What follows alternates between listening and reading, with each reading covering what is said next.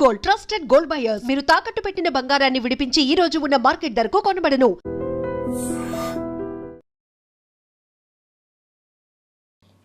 నమస్తే, welcome to I dream. నేను వాలి. ప్రస్తుతం స్టూడియోలో ఉన్నారు అనలిస్ట్ మందడి కృష్ణారెడ్డి గారు. మాట్లాడదాం. సార్ నమస్కారం. నమస్తే అండి. కృష్ణారెడ్డి గారు, ఇప్పుడు కొత్తగా H1B అబ్యూజ్ యాక్ట్ 2026 ఇది వస్తూ ఉంది. అంటే దీనివల్ల భారతీయులకి ఏమన్నా ఇబ్బంది ఉంటుందా? ఏమంటారు? ట్రంప్ రెండోసారి అధికారంలోకి వచ్చిన తర్వాత తను ఎలక్షన్లో వాగ్దానం చేసిన ప్రకారంగా అమెరికన్స్ ఫస్టు అనే నినాదానికి ప్రిఫరెన్స్ ఎక్కువ ఇచ్చాడు. అమెరికన్స్కు ఉద్యోగాలు రావడం లేదు. చాలామంది నిరుద్యోగులుగా మారిపోయారు. ఆ నిరుద్యోగుల్లో కొంతమంది దొంగలుగా, కొంతమంది బెగ్గర్స్గా మారిపోయే పరిస్థితి ఏర్పడింది. దానికి ముఖ్యమైన కారణం ఏంటంటే, ఇతర దేశాల నుంచి వలసవాదులు ఎక్కువ మంది అమెరికాలో ప్రవేశించి అమెరికన్స్ యొక్క అవకాశాలను కొల్లగొట్టారు, వాళ్ళు దోచుకున్నారు అనేటువంటి భావన ప్రజల్లోకి వెళ్ళింది. ఆ ప్రజల్లోకి వెళ్ళేటట్టుగా ట్రంప్ పార్టీ ఎక్కువ ప్రయత్నాలు చేసింది. దానికి విరుగుడుగా మమ్మల్ని గెలిపించండి, మేము వలసవాదుల్ని ఈ దేశం నుంచి పంపించేస్తాం, మీకు అవకాశాలు మ్యాక్సిమం వచ్చేట్టుగా చేస్తాం, నిరుద్యోగ సమస్యను రూపుమాపే ప్రయత్నం చేస్తాం మేము అని అనేక రకాల వాగ్దానాలు చేసింది. ఆ వాగ్దానాలు నిలబెట్టుకోవడానికి అనుగుణంగా చాలా ప్రయత్నాలు చేశారు. మనం చూసాం. వలసవాదులు ఎవరెవరైతే వచ్చారో, అంటే ఒక భారతీయులనే కాదు, చైనా నుంచి వచ్చినా మిగతా అన్ని దేశాల నుంచి వచ్చిన వాళ్ళని కూడా పెడరెక్కలు విడదీసి కట్టేసేసి తీసుకొచ్చి ఆ దేశాల్లో పడేసిపోయినటువంటి సంఘటనలు ఉన్నాయి. ఎయిర్పోర్ట్లో అలాంటి దృశ్యాలు చూసాం మనం. 35 సంవత్సరాలు, 35-40 సంవత్సరాల నుంచి స్థిరపడ్డటువంటి విదేశాలకు సంబంధించిన వ్యక్తులు, వలసవాదుల్ని ఏదో ఒక చిన్న కారణం చూపించేసి వాళ్ళ వీసాలు రద్దు చేసి, వాళ్ళ సిటిజన్షిప్ రద్దు చేసి, వాళ్ళ గ్రీన్ కార్డులు రద్దు చేసేసి ఆ దేశం నుంచి పంపించిన సంఘటనలు కోకొల్లలుగా ఉన్నాయి. ఏకైక లక్ష్యం ఏంటంటే, తను ఒకటే అనుకుంటున్నాడు. ట్రంప్ ఆలోచన ఏంటంటే, ఈ దేశానికి లాభం చేకూర్చేవాడే కావాలి మాకు. ఈ దేశం నుంచి డబ్బులు పట్టుకుపోయేవాడు కానీ, ఈ దేశ సంపద తీసుకెళ్లేవాడు కానీ మాకొద్దు. వాడి దేశం నుంచి మా దేశం తీసుకొచ్చి పెట్టేవాడు కావాలి. లేదా వాడి బుర్రతోటి మా కోట్లు గడించి పెట్టేవాడు కావాలి. మా దేశ సంపదను పెంచేవాడు కావాలి. దానికి గాను అతనికి ఇచ్చేటువంటి డబ్బు ఏదైతుందో ఆ డబ్బును కూడా ఇక్కడే పెట్టుబడి పెట్టాలి, ఇక్కడే వాడు స్థిర నివాసం ఏర్పరచుకోవాలి, ఇక్కడే బతకాలి తప్ప ఇక్కడి నుంచి రూపాయి ఏ దేశానికి పంపించకూడదు. ఉద్యోగ అవకాశాలు, ఉపాధి అవకాశాలు మా వాళ్ళకి ఎక్కువ కల్పించేట్టు ప్రయత్నం చేయాలి. మాకు అలాంటి వలసవాదులు కావాలి. కానీ మన భారతదేశం నుంచి వెళ్ళే వాళ్ళు ఉదాహరణకు తీసుకుందాం.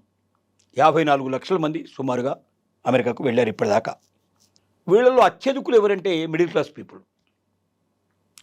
Middle class people. ఆ వెళ్ళడానికి కావాల్సిన టికెట్ డబ్బులు ఏదో అడ్జస్ట్ చేసుకొని, బ్యాంకు అకౌంట్ లాంటివి చూపించాలంటే ఎవడి అకౌంట్ నుంచో డబ్బులు వేయించుకొని, అన్ని ఫేక్ డాక్యుమెంట్స్ క్రియేట్ చేసుకొని వీసా పొంది అమెరికాకు వెళ్ళిపోయి అక్కడ స్కూల్లో, కాలేజీల్లో చేరి పార్ట్ టైం జాబ్స్ చేసుకుంటూ, లెక్క ప్రకారంగా స్టూడెంట్ వీసా మీద వెళ్ళిన వాడు ఎవడైనా సరే ఓన్లీ ఆ కాలేజీ ప్రిమిసెస్లలో ఉండేటువంటి ఉద్యోగాలు మాత్రమే చేయాలి తప్ప out side the college premises ఒక ఉద్యోగం కూడా చేయడానికి వీల్లేదు.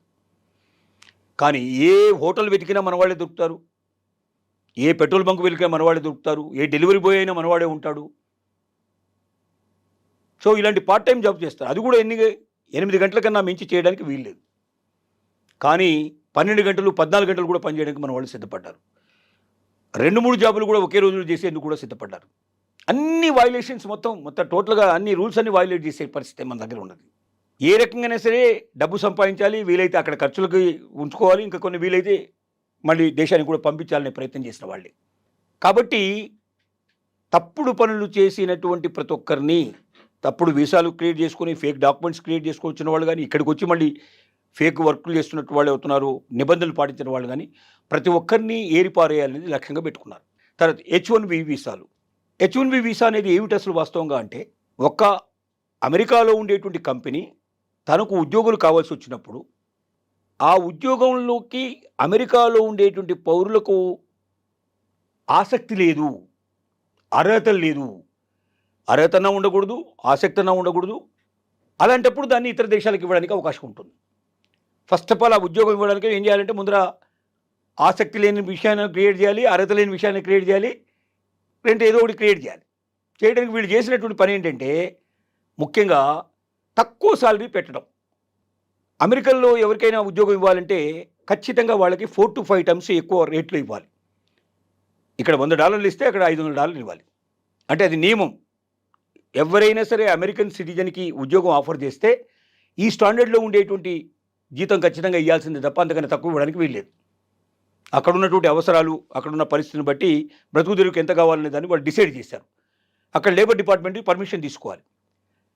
సరే వీళ్ళు ఏం చేస్తున్నారంటే ముఖ్యంగా ఇండియన్స్ని, చైనీస్ని ఎక్కువ ఏషియన్ కంట్రీస్ నుంచి ఎక్కువ మంది తీసుకుంటున్నారు. ఇండియన్స్ ఎక్కువ మందిని బాగా లైక్ చేస్తున్నారు. కారణం ఏంటంటే నెంబర్ 1, 4-5 రెట్లు తక్కువైనా సరే ఇండియన్స్ సంతోషంగా ఒప్పుకుంటారు. కారణం ఏంటంటే భారతదేశంలో వచ్చేదానికన్నా ఇక్కడ వచ్చేది ఎక్కువ కాబట్టి నెంబర్ 1. నెంబర్ 2 ఏమిటంటే ఒబీడియన్స్. గౌరవనీయంగా అవతలి వాళ్ళ దగ్గర లొంగి ఉండటం, అవతలి వాళ్ళు బాస్ అంటాం, సార్ అంటాం, ఇట్లాంటివన్నీ చేయగలుగుతాడు మనవాడు మాత్రమే. అమెరికన్స్ ఎప్పుడూ అట్లా చేయరు. హాయ్ బాయ్ అంతే వాళ్ళకి తెలిసిన విషయాలు. వాడు బాస్ అయినా, వాడు నెంబర్ 1 ప్లేస్లో ఉండేవాడైనా, అమెరికన్ ప్రెసిడెంట్ అయినా హాయ్ బాయ్ ఇదే ఉంటుంది వాళ్ళ దగ్గర. కాబట్టి ఒబీడియన్స్ అస్సలు ఉండదు వాళ్ళ దగ్గర. రెండోది టైం టు టైం. కరెక్ట్గా 10 o'clock అంటే 10 o'clock కరెక్ట్ ఎంటర్ అవుతాడు, 6 అంటే 6 బయటికి వెళ్ళిపోతాడు. ఒక్క నిమిషం కూడా ఉండడు.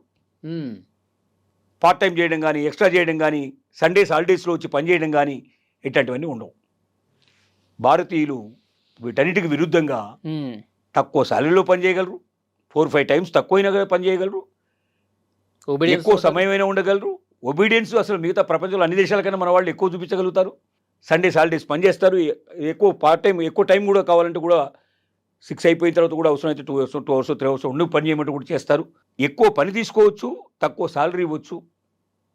మనకు ఎప్పుడు ఒబీడియన్స్గా పడి ఉండేటువంటి వాళ్ళు కాబట్టి వీళ్ళకి ఇంపార్టెన్స్ ఇవ్వాలి చేసింది అది.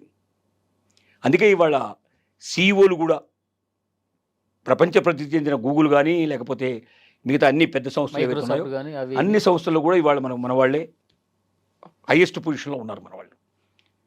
దానికి కారణం ఏంటంటే అట్లా ఎదిగారు వాళ్ళు. అంటే వాళ్ళ విశ్వాసం చూరుకున్నారు, కంపెనీకి అట్లా ప్రాఫిట్స్ వచ్చేట్టు చేశారు, ఆ రకమైన స్టేజ్కి వచ్చేసారు వాళ్ళు. సో ఇప్పుడు ఉన్న వాళ్ళని వదిలించుకోవడం ఎలాగా, కొత్త వాళ్ళని రానియకుండా చేయడం ఎలాగా అనేది దీని ముఖ్య ఉద్దేశం. ఏది H1B వీసా అబ్యూజ్ యాక్ట్ ఏదైతే ఉందో దాన్ని తప్పించడంలో కొత్త వాళ్ళని ఎట్టి పరిస్థితుల్లో రానియకుండా చేయాలి. నెంబర్ 1 కండిషన్ వాళ్ళు ఏం పెడుతున్నారంటే 3 సంవత్సరాల దాకా H1B వీసాలు రద్దు చేయాలి. ఫస్ట్ వాళ్ళు ఈ యాక్ట్లో పెట్టింది. ఇంకా 3 సంవత్సరాల దాకా H1B వీసాలు ఉండవు. ఓకే, వీసాలు ఎవరు ఇంకా 3 సంవత్సరాల తర్వాత కూడా అవసరమైతే అప్పుడు నిర్ణయిస్తారు. అసలు మొత్తం H1B వీసాలు లేకుండా చేస్తే బాగుండదు వాళ్ళ ఉద్దేశం. ఇప్పుడు అప్లికేషన్ పెట్టుకున్న వాళ్ళకి ఇంకా 3 సంవత్సరాలు ఏముండదు, ఇక అవకాశం ఉండదు.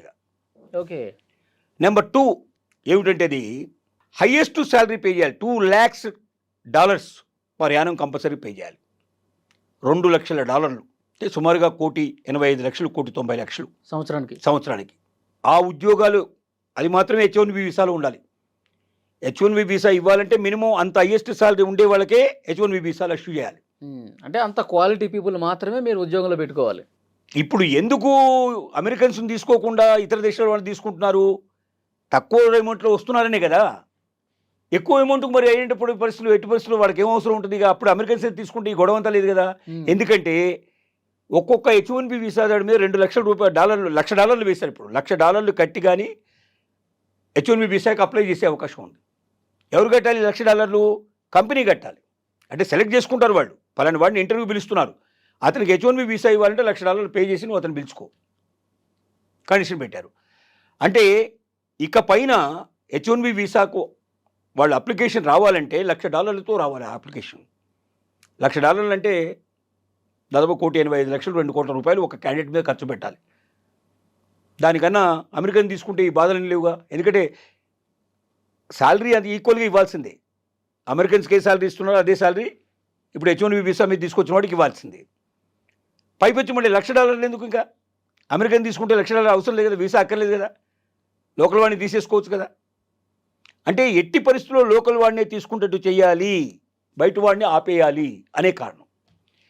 మూడోది ఏంటంటే స్టేటస్ను చేంజ్ చేసుకోవడం. అంటే ఒక వీసా నుంచి ఇంకొక వీసాకు చేంజ్ చేసుకునే అవకాశాలు గతంలో ఉండేవి. H1B వీసా మీద వెళ్ళాడు, 3 ఏళ్ళు పనిచేశాడు, తర్వాత ఇంకొక వేరే ఆపర్చునిటీస్ వచ్చాయి H1B వీసా లేకుండా. అప్పుడు వేరే వీసాల కింద చేంజ్ చేసుకోవడానికి అవకాశాలు ఇంతకుముందు ఉండేవి. ఇప్పుడు H1B వీసా మీద వచ్చిన వాడు H1B వీసా మీదనే కంప్లీట్ చేయాలి. ఒకసారి పూర్తయిన తర్వాత నో మోర్ ఎక్స్టెన్షన్, ఇంకా మళ్ళీ ఎక్స్టెన్షన్ ఉండదు. మళ్ళీ వెళ్ళాలి, మళ్ళీ ఫ్రెష్ క్యాండిడేట్ కింద మళ్ళీ అప్లై చేసుకోవాలి. మళ్ళీ వేరే వీసా కావాలంటే మళ్ళీ $1,00,000 కట్టేసుకుని మళ్ళీ రావాల్సిందే, కంపెనీ నుంచి రావాల్సిందే. సో దానివల్ల ఏమవుతుందంటే గ్రీన్ కార్డుకి అప్లై చేసే పరిస్థితి కానీ సిటిజన్షిప్కి ఉండేటంగా అవకాశం లేదు. గ్రీన్ కార్డు కావాలన్నా సిటిజన్షిప్ కావాలన్నా చాలా టైం పడుతుంది. 40 ఏళ్ళ నుంచి 50 ఏళ్ళ నుంచి 80 ఏళ్ళ నుంచి వెయిట్ చేస్తున్న వాళ్ళు ఉన్నారు. ఇంతవరకు కార్డు రాని వాళ్ళు, ఇంతవరకు సిటిజన్షిప్ రాని వాళ్ళు ఉన్నారు. ఇక ఇప్పుడు కొత్త విధానాలు నిబంధనలు పాటిస్తే అసలు జీవిత కాలంలో రాదు కదా, 3 తరాల వరకు కూడా రాదు.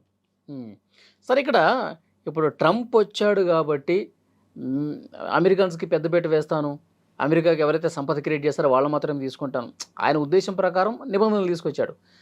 ట్రంప్ పోయాడు అనుకోండి, ఆయన నెక్స్ట్ టైం ఉండదు, నెక్స్ట్ టర్ము, అప్పుడు ఇంకొకళ్ళు వస్తారు, అప్పుడు ఇంకొకళ్ళ నిబంధనలు, పాత నిబంధనలు తీసుకొచ్చే అవకాశం ఉందా? కానీ ప్రజల మనసుల్లో బాగా చొచ్చుకుపోయిన తర్వాత ఏమని, మన ఉద్యోగాలన్నీ కూడా వలసవాదులు మొత్తం ఎత్తుకెళ్ళిపోతున్నారు, మనకు ఉద్యోగాలు రాకుండా చేస్తున్నారు, మనకు ఉపాధి రాకుండా చేస్తున్నారు, మనకు అవకాశాలు మొత్తం దోచుకుంటున్నారు వాళ్ళు అనేటువంటి మనసులో ముద్ర బలంగా పడ్డాక కొత్తగా ఏ ప్రెసిడెంట్ వచ్చినా వాడికి ముందు ఈ కండిషన్స్ పెడితేనే కానీ వాడిని ఎలక్ట్ చేసుకునేట్టు పరిస్థితులు లేనట్టు సిచ్యువేషన్స్ వచ్చేస్తున్నాయి ఇప్పుడు. ఓకే, సో అన్ని పార్టీలు తప్పక అమలు చేయాల్సినటువంటి పరిస్థితి తీసుకొచ్చారు. కాబట్టి భవిష్యత్తు లోపల ట్రంప్ రేపు పొద్దున్న నెక్స్ట్ ఎలక్షన్లో గెలవకపోవచ్చు. ఇప్పుడే చాలా అతనికి వ్యతిరేకత చాలా వచ్చింది. 68% పీపుల్ ఇప్పుడు దాదాపు వ్యతిరేకంగా ఉన్నారని తెలుస్తోంది. నెక్స్ట్ టర్మ్ ఉండదులేండి, నో కింగ్స్ అని చెప్పి ఎక్కడ చూస్తే అక్కడ కష్టమేనట. అది నెక్స్ట్ టైం కష్టం. ఈ యుద్ధంతో మరింత బలహీనపడ్డాడు ఇప్పుడు పరిస్థితి, సిచ్యువేషన్స్. కాబట్టి నెక్స్ట్ టైం రాకపోవచ్చు. కానీ ట్రంప్ వారసుడు ఎవరైతే వస్తారో వచ్చేవాడు కూడా ఈ విధానాలను నేను పాటిస్తానని చెబితేనే తప్ప వాడు గెలవగలిగే పరిస్థితులు ఉండకపోవచ్చు అనేది చాలామంది అమెరికన్స్ యొక్క అభిప్రాయం, నిపుణుల యొక్క అభిప్రాయం కూడా ప్రపంచవ్యాప్తంగా వినబడుతుంది. ఏది ఏమైనప్పటికీ H1B వీసా అబ్యూజ్ యాక్ట్ అనేది పాస్ అయితే మాత్రం, ఇప్పుడు పార్లమెంట్లో ప్రవేశపెట్టారు దానికి ఏదో టైం ఇస్తారు, డేట్ ఇచ్చారు. ఆ డేట్ నాడు ఎలక్షన్స్ జరుగుతాయి. ఆ ఎలక్షన్లో ఒకవేళ విన్ అయితే మాత్రం టోటల్గా ఇండియన్స్ చాపదుట్టుకుని వెనక్కి రావడమే జరుగుతుంది. ఎందుకంటే మళ్ళీ కొత్త నో మోర్ ఎక్స్టెన్షన్ కదా. H1B వీసా అయిపోగానే ఇంకా వేరే దాంట్లో ఇదేంట్లో పడి దాంట్లోకి ఇంత ముందు పోయేవాళ్ళు, పోవడానికి అవకాశం లేదు. ఇండియాకి వచ్చేసేయాల్సిందే. ఎన్ని సంవత్సరాలకి ఇస్తారు సార్? ఇప్పుడు ఎన్ని సంవత్సరాలు అక్కడ ఉండడానికి H1B వీసా? అంటే 3 ఏళ్ళు 5 ఏళ్ళు అట్లా కొంత కరెక్ట్ పీరియడ్ అని ఇట్లా ఉండదు. వాళ్ళు ఆ ఉద్యోగానికి కొంత పరిమితి ముందు తీసుకుంటారు, పర్మిషన్. ఆ పర్మిషన్ తీసుకున్నప్పుడు వాళ్ళు కొంత లైసెన్సులు పే చేయడం అట్లాంటివన్నీ కొన్ని ఉంటాయి. సహజంగా 3 ఇయర్స్ మినిమం ఉంటుంది, మ్యాక్సిమం 5 ఇయర్స్ 10 ఇయర్స్ దాకా కూడా పోయినట్టు కేసులు ఉన్నాయి. అంటే మళ్ళీ రెన్యువల్ చేసుకునేట్టు అవకాశాలు ఉండేవి ఇంతకుముందు. ఇప్పుడు రెన్యువల్ ఛాన్స్ లేదు, ఓన్లీ 3 ఇయర్స్ కనే ఇచ్చారనుకోండి. ఏ H1B వీసా అయినా 3 ఏళ్ళకి ఇవ్వాలని కండిషన్ పెడతారు. ఇప్పుడు 3 ఏళ్ల తర్వాత ఎక్స్టెన్షన్ ఉండదు, ఇక మళ్ళీ వెనక్కి రావాల్సిందే, మళ్ళీ కొత్తగా ఫ్రెష్గా అప్లై చేసుకోవాల్సిందే. మళ్ళీ అక్కడ ఫ్యామిలీలతో ఉన్నవాళ్ళు, పిల్లలతో ఉన్నవాళ్ళు అంత ఇబ్బంది కదా సార్. అసలు ఇప్పుడు కుటుంబాలు విచ్ఛిన్నమయ్యే పరిస్థితి ఏర్పడుతుంది. రెండోది, ఇప్పుడు బర్త్ రైట్ షిప్ ఏదైతే ఉందో, అంటే అమెరికాలో పుట్టిన పిల్లవాడు అమెరికనే అనే నినాదంతో ఇప్పటిదాకా నడుస్తుంది. ఇప్పుడు ఏం చేశాడు, తల్లిదండ్రి ఇద్దరు కూడా సిటిజన్షిప్ ఉంటేనే కానీ ఆ పిల్లాడు బర్త్ రైట్ వస్తుంది. తల్లికో తండ్రికో సిటిజన్షిప్ ఉండి కూడా ఇంకొకరికి లేకపోతే బర్త్ రైట్ షిప్ ఉండదు. అంటే తల్లిదండ్రి అక్కడ ఇద్దరు ఉంటారు, ఉద్యోగాలు చేస్తుంటారు, కానీ పిల్లాడిని మాత్రం ఇండియాకు పంపించేస్తారు. ఇప్పుడు అలాంటి పరిస్థితులు ఏర్పడుతున్నాయి. సిటిజన్షిప్ రావాలంటే ఏంటి, ఎంత కష్టపడాలి? సిటిజన్షిప్ రావడానికి చాలా ఏళ్ళు పడుతుంది. ఇప్పుడున్న ప్రకారంగా 40 ఏళ్ళు పడుతుంది. 40 ఏళ్ళు కూడా గ్యారంటీ వస్తుందని నమ్మకం లేదు. ఓకే, అంటే ఒక పద్ధతి ప్రకారం అన్ని దేశస్తుల్ని, అమెరికల్ని కాకుండా ప్రతి ఒక్కరిని కూడా బయటకు పంపే ప్రయత్నం. తర్వాత ఇంకొక నిబంధన మాత్రం ఏం చెప్పారు, ఇప్పటిదాకా 65,000 నుంచి 85,000 దాకా H1B వీసాలు లాటరీ పద్ధతిలో తీస్తున్నాం. ఇక్కడ నుంచి H1B వీసాలని 25,000కే పరిమితం చేయాలి. 25,000 కన్నా మించి H1B వీసాలు 1 సంవత్సరం లోపల ఇవ్వడానికి వీల్లేదు. ఆ కండిషన్ కూడా ఇందులో పెట్టారు. ఈ అబ్యూజ్ యాక్ట్లో దాన్ని కూడా పెట్టారు. సో అప్పుడు ఏమైందంటే అవకాశాలు పూర్తిగా తగ్గిపోతాయి. ఏతావాత తేల్చేది ఏమిటంటే వలస దానికి ఎవరితో వచ్చారో వాళ్ళందరూ ఈ దేశం నుంచి వెళ్ళిపోండి, వలస వచ్చిన వాళ్ళు ఎప్పటికి కూడా వలస కూలీలే, అంతే. మీరు మీ దేశానికి మళ్ళీ వలస అంతే. వెళ్ళిపోండి. మీరు మాకు అవసరం లేదు, మీ వల్ల మాకేం ఉపయోగం లేదు, మీరు ఎంతకాలం ఉన్నా ఈ దేశం నుంచి ఏం మోసపోవాలని చూస్తారు తప్ప ఈ దేశానికి ఏమి ఇవ్వరని మీరు చూడరు, మాకు మీలాంటి వాళ్ళు కావాల్సింది కాదు మాకు కావాల్సింది ఉమ్. ఆ దేశంలో సంపాదించి ఆ సంపద అంతా పట్టుకొచ్చి మా దేశానికి ఇవ్వాలి, లేదా మా దేశంలో సంపద సృష్టించి మా దేశానికి ఖర్చు పెట్టాలి. అలాంటి వాళ్ళని మేము కోరుకుంటున్నాం తప్ప మీరు ఎంతకాలం ఉన్నా ఇక్కడ నుంచి ఏదో పట్టుకుపోవడానికి ప్రయత్నం చేస్తారు తప్ప మీరు మాకు అక్కర్లేదని నిర్ణయానికి వాళ్ళు వచ్చారు. అంటే దీన్ని బట్టి సార్ భారతీయులందరూ కూడా మాతృభూమిని ప్రేమించడం నేర్చుకోండి. నేర్చుకోవడమే కాదు, అసలు ఇక్కడ ఉన్న అవకాశాలు ఇప్పుడు ప్రపంచంలో ఎక్కడ లేవు. అవును, ప్రపంచ కంపెనీలన్నీ ఇప్పుడు ఇండియాకు వచ్చేస్తున్నాయి. అవును. కాబట్టి మీరు ఎక్కడో పోయి మీరు వెతుకొని కూర్చోవాల్సిన అవసరం ఉంది. మీ దగ్గర టాలెంట్ ఉంటే, మీ దగ్గర కెపాసిటీ ఉంటే ఇక్కడే మీకు అక్కడ ఎంతైతే సంపాదించగలుగుతున్నారో అంతకు మించి సంపాదించగలిగే అవకాశాలు ఇప్పుడు ఇండియాలో ఉన్నాయి. ఎస్. కాబట్టి దీన్ని దృష్టిలో పెట్టుకోండి. గత ప్రభుత్వం కాదు ఇది, గత భారతదేశం కాదు ఇది, ఇప్పుడు భారతదేశం మారింది. భారతదేశంలో కూడా అవకాశాలు మ్యాక్సిమం పెరిగిపోయాయి. ఇంత హీనంగా చూసే ఒక దేశం లోపల అసలు దీనికి ఇదే కాదు, వీళ్ళ మీద దాడి, ఇండియన్స్ మీద ఎట్లాంటి దాడి చేస్తున్నారంటే ఎక్కడైనా వాళ్ళకు రోజు ఆన్లైన్లో పంపించేటువంటి వాట్సాప్లో కానీ మిగతా వాటిల్లో కానీ వీళ్ళని తిట్టుకుంటూ వీళ్ళని విపరీతంగా అబ్యూజ్ చేసుకుంటూ మెసేజ్లు పంపిస్తున్నారు. ఎక్కడికైనా పోయినా కూడా ఇండియన్ అని చెప్పి చాలా లేకిగా ప్రవర్తిస్తున్నారు, చాలా అసహ్యంగా చూస్తున్నారు, సెకండ్ గ్రేడ్ సిటిజన్ లాగా చూస్తున్నారు. అవును. ఇలాంటి పరిస్థితుల్లో వీలైనంత తొందరగా అవకాశం ఉన్నవాళ్ళు, బ్రతకగలిగే అవకాశం ఉన్నవాళ్ళు, ఛాన్సెస్ ఉన్నవాళ్ళు రావాలి. ఆల్రెడీ 40% పీపుల్ సిద్ధమవుతున్నట్టుగా, మొత్తం వెనక్కి వచ్చేందుకు సిద్ధపడుతున్నట్టుగా ఈ మధ్య చేసినటువంటి ఒక సర్వేలో తేలింది. ఎస్. సో అలాంటి పరిస్థితులు కూడా భవిష్యత్తులో ఉత్పన్నం కావచ్చు. చాలా బాగా వివరించారు sir. Thank you very much. Thank you.